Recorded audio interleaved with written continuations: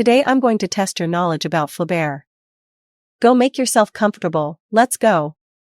Welcome to the Rouen Unusual game. There will only be one question, so be focused. Among these 4 novels written by Gustave Flaubert, which one gave its name to a French pastry? A/Madame Bovary. B/Salammbô. C/Bouvard and Pécuchet. D/Sentimental Education. I leave you a few seconds to reflect. Well, the correct answer is B/Salammbô. And why will you tell me? Quite simply because Salammbo, the novel of Flaubert, gave its name to the French pastry, which is an oblong-shaped choux pastry, topped with vanilla pastry cream, then glazed with cooked sugar.